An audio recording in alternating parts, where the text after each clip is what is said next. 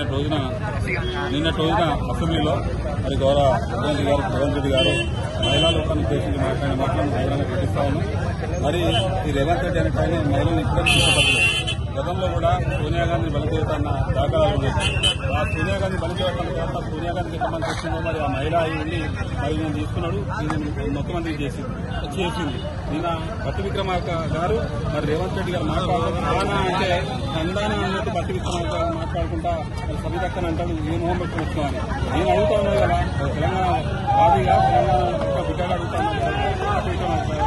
మీరు ఏ విధంగా ఏ మొహం పెట్టుకుని రేవంత్ రెడ్డి సోనియా గాంధీని బలిదేవత అన్నాడు కదా, మరి ఆ కేబినెట్ లో ఏ విధంగా ఉప ముఖ్యమంత్రిగా కొనసాగుతున్నారు?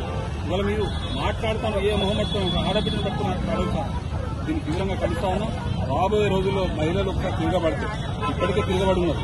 మహిళలందరూ కూడా తిరగబడి ఉన్నారు. ఎందుకంటే ఎలక్షన్ టైంలో 6 గ్యారెంటీలు చెప్పి ఏ ఒక్క హామీని అమలు చేయకుండా 6 గ్యారెంటీలు 11 స్కీములతో అబద్ద పునాదుల మీద రేవంత్ రెడ్డి సర్కార్ను నిర్మిస్తే ఆ రేవంత్ రెడ్డి గారికి గోరి కట్టడానికి తెలంగాణ మహిళల కొంత సిద్దమైన తరుణంలో మరి 6 గ్యారెంటీలు ఏమైంది, మీ 13 హామీలు ఏమైందని కేటీఆర్ గారు కానీ హరీష్ రావు గారు కానీ అసెంబ్లీలో ప్రశ్నిస్తా ఉంటే ఆ ప్రశ్నలకు ఉక్కిరి బిక్కిరై ఆ ప్రశ్నలకు సమాధానం చెప్పకుండా ఆ యొక్క సభను బుల్డోజ్ చేయడానికి సభను ప్రతిపక్షం బుల్డోజ్ చేస్తుంది. కానీ అధికార పక్షం రేవంత్ రెడ్డి అసలు మహిళల గురించి అక్కల నమ్మకనే మాట ఆ వర్డ్ ఎందుకు వచ్చింది? అక్కల గురించి అక్కలు ఏం చెప్పిళ్ళు ఏమైనా ఇన్న విషయం చెప్పాలి నేనుంటే కానీ బుల్డోజ్ చేయడానికి సభను బుల్డోజ్ చేయడానికి వారి హామీ కుంగల్దొక్కులు కాబట్టి ప్రజలందరూ తిరగబడుతున్నారు. కాబట్టి ఈ అసెంబ్లీ లైవ్ చూస్తున్న జనం తెలంగాణ సమాజం ఇంకెక్కడ తిరగబడుతున్నారో మరి కేటీఆర్ గారు హరీష్ రావు గారు మాట్లాడుతున్న ఈ మాట కూడా వాస్తవం కాబట్టి ప్రజలు ఇంకా తిరగబడుతున్న భయంతో ఒక సభను పక్కతో చూపించడానికి సభ్యుదక్క మీద మాట్లాడిండు.